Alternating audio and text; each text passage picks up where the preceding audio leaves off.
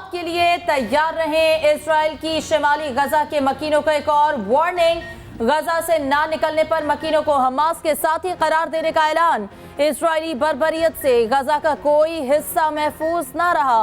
मगरिबी किनारे पर फजाई हमले जारी, मस्जिद को भी निशाना बना दिया। जिनिन की मस्जिद और पनागजीन कैंप पर फजाई हमले में मुतअद्दिद फलस्तीनी शहीद। रफा और खान यूनिस पर बमबारी, एक रात में मजीद 55 शहादतें।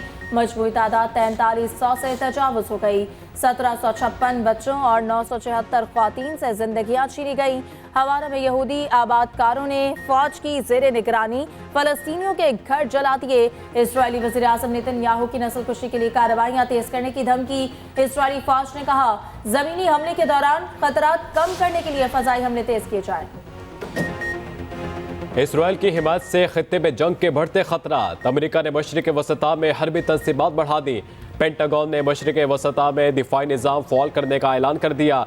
मुख्तसर और दरमियाने फासले तक मार करने वाले बैलिस्टिक मिसाइल गिराना मुमकिन होगा। दिफाई निज़ाम के साथ खित्ते में इजाफी अफवाज की तैनाती का इंदिया। अमरीकी वज़ीर दिफा लॉयड ऑस्टिन ने कहा, इक़दाम ईरान और इसकी प्रॉक्सी फोर्सेज की तरफ से हालिया कशीदगी के जवाब में किया गया। इराक के सूबा लंबार में अमरीकी एयरबेस पर रॉकेट से हमला, धमाके की आवाज़ें भी सुनाई दी।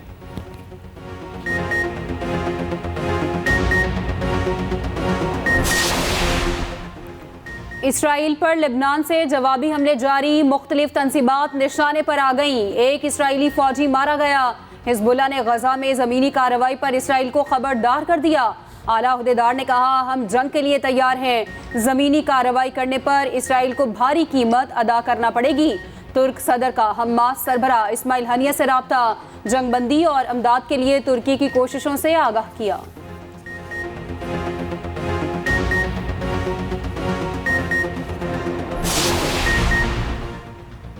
माली बहरान ने PIA के जहाज़ों की उड़ान रोक दी। कौमी एयरलाइन का पाकिस्तान से ऑपरेशन मुकम्मल तौर पर बंद हो गया। 50 परवाजें उड़ान ना भर सकी। PSO ने अचानक सप्लाई बंद कर दी। ज़रा के मुताबिक बैरून मुल्क गए PIA के जहाज़ वापस आ सकेंगे। PSO ने सप्लाई रोकने की तरतीब कर दी।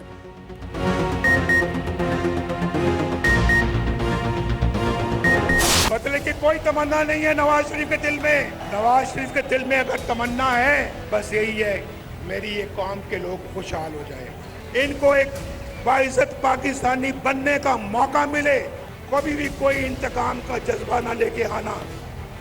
मैं इस कौम की खिदमत करना चाहता हूँ, मैंने पहले भी की है।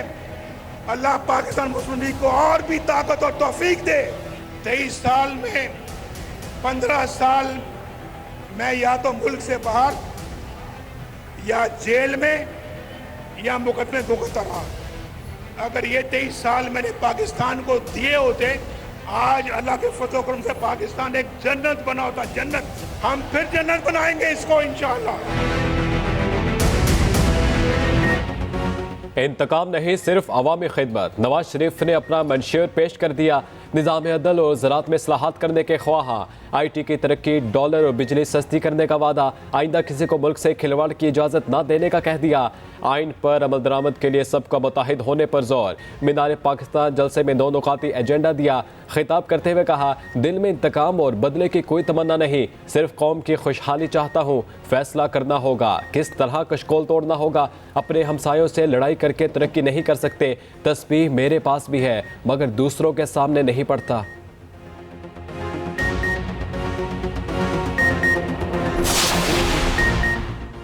कायद नून लीग की जाती उम्रा में खानदान के साथ बैठक, हमशीरा ने इस्तकबाल किया। मरहूम अब्बास शरीफ के बच्चे भी मिले, फैमिली के साथ तगड़ा नाश्ता किया। आज पार्टी रहनुमाओं से मुलाकात शेड्यूल। शहबाज शरीफ, अयाज सादिक और साद रफीक से अहम अमूर पर तबादला ख्याल किया जाएगा।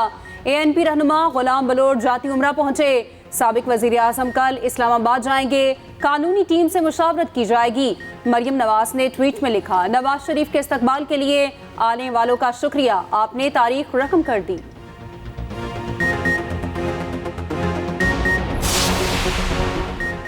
फौजी अदालतों में सर्विलेंस का ट्रायल शुरू हो गया। वफाकी हुकूमत ने सुप्रीम कोर्ट को मुतफर्रिक दरख्वास्त में आगाह कर दिया। दरख्वास्त में मौक़िफ़ अपनाया कि 9 और 10 मई के वाक़यात की रोशनी में 102 अफराद गिरफ्तार किए गए। ज़ेर हिरासत अफराद के मफाद को मद्देनजर रखते हुए ट्रायल किया जा रहा। फौजी अदालतों के ट्रायल में कसूरवार साबित न होने वाले बरी कर दिए जाएंगे। ट्रायल सुप्रीम कोर्ट में जारी मुकदमे के फैसले से मशरूत होगा। कानून के मुताबिक सजाओं के खिलाफ मुतालिका फॉरम से रुजू किया जा सकेगा।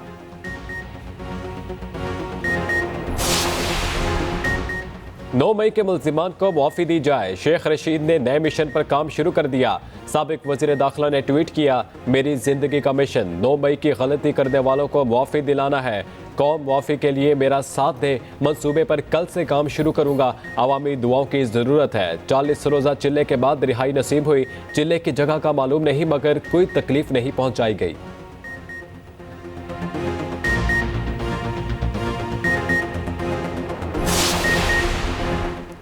सिंध असेंबली के प्रिंटिंग और पब्लिकेशन बजट में 50 करोड़ रुपए की करप्शन का इंकशाफ। Senior special secretary Mohammad Khan Rind ने स्पीकर सिंध असेंबली को खत लिख दिया। मामला एंटी करप्शन को भेजने की सिफारिश कर दी। खत में लिखा, गुज़श्ता 38 साल के दौरान सिर्फ 1784 दिन असेंबली का इजलास हुआ। 400 दिन के इजलास में तकारीर और बहस मुबाहिसों का प्रिंट में रिकॉर्ड मौजूद। प्रिंटिंग एंड पब्लिकेशन के बजट से 50 करोड़ रुपए की बेज़ाब्तियां की। वर्ल्ड कप की टॉप 2 टीम्स आमने सामने। धर्मशाला में न्यूजीलैंड और भारत मध्य मुकाबल। न्यूजीलैंड की इंडिया के खिलाफ बैटिंग जारी। कीवीज पॉइंट्स टेबल पर नंबर 1। दोनों टीम्स इवेंट में नाकाबिले शिकस्त रही। 4-4 मैचेस जीत चुकी।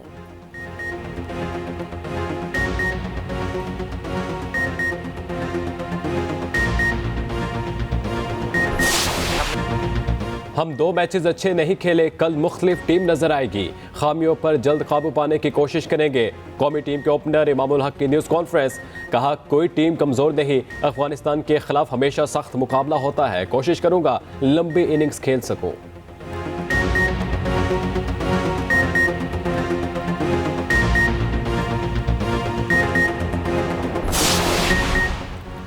गजा में जंगबंदी के लिए काहिरा में अमन कॉन्फ्रेंस। सऊदी अरब, मिस्र, उर्दन और फलस्तीनी हुकाम की शिरकत। सेक्रेटरी जनरल अक़वाम मुत्तहिदा और यूरोपीय यूनियन के रहनुमा भी इजलास का हिस्सा बने। शहजादा फैसल बिन फरहान ने फौरी जंगबंदी का मुतालबा किया। कहा, फलस्तीनी अवाम के साथ खड़े हैं, हिमायत जारी रखेंगे। उर्दन के शाह अब्दुल्ला ने सेहूनी कार्रवाइयों जंगी जुर्म करार दे दी। मिस्री वज़ीर आज़म ने फ़लस्तीन के बाद आज़ाद रियासत का मुतालबा किया। फ़लस्तीनी सदर महमूद अब्बास ने कहा, ज़बरदस्ती हिजरत पर मजबूर करना नाकाबिले कबूल है।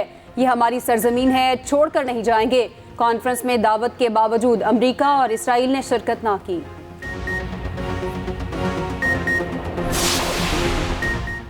गजा में दाखिल इमदादी सामान नाकाफी साबित हुआ। 20 ट्रकों में सिर्फ 22,000 लोगों के लिए एक दिन का खाना मौजूद। मजीद 20 से 30 ट्रक दाखिल होने का इम्कान। गजा की कुल आबादी 20 लाख से जायद। रोजाना 100 ट्रक इमदादी सामान की जरूरत। अक़वाम मुत्तहिदा की 5 एजेंसीज ने गजा में इंसानी सूरत हाल तबाहकुन करार दे दी। इसराइल ने गजा में ईंधन दाखिल होने की इजाज़त ना दी। बिजली ना होने के बायस अस्पतालों में इंक्यूबेटर बंद होने का खदशा। सैकड़ों नौज़ायदा बच्चे जिंदगी और मौत की कश्मकश में।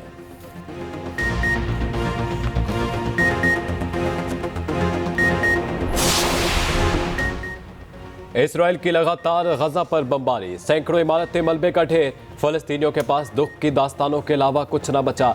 मासूम बच्चा लापता घर वालों की तलाश में लग गया। नन्हे हाथों से मलबा खोदने की वीडियो ने हर आंख अश्कबार कर दी। सेहोनी जुल्म सितम के बायस जानवर भी खौफजदा। जानवर खाना पीना छोड़कर सोग में हिस्सेदार बनने लगे।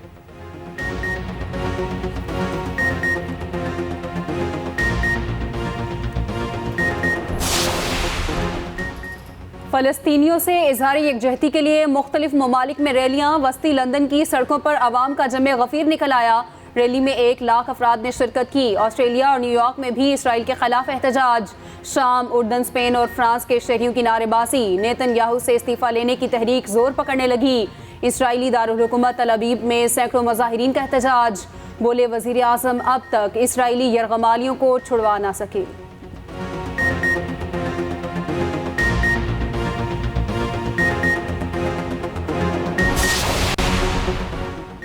पेट्रोल और डॉलर सस्ता। अशिया ज़रूरिया की कीमत कम हो गई। चावल, आटा और दालें 10 से 70 रुपए फी किलो तक सस्ती। चीनी 17 रुपए, घी 40 से 50 रुपए सस्ता। सफ़ेद चना 50 रुपए, दाल चना 15 रुपए और चावल 70 रुपए फी किलो सस्ता। मुख्तलिफ शहरों में शहरियों ने सुख का सांस लिया।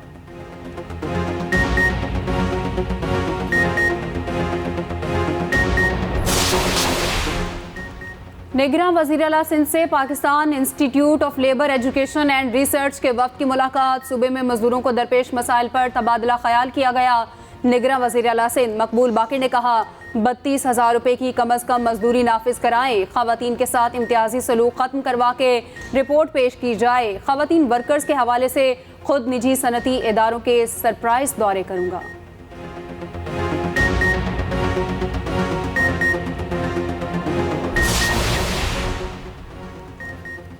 बहीर अरब में समुद्री तूफान मजीद शदीद हो गया। लहरें 35 फुट तक बुलंद होना शुरू हो गई। 160 किलोमीटर फी घंटा की रफ्तार से हवाएं चलने लगी। तूफान ओमान और यमन की जाने बढ़ने लगा। कराची से 1800 और गवादर से 1600 किलोमीटर दूर पाकिस्तान के किसी साहली मुकाम को तूफान से कोई खतरा नहीं।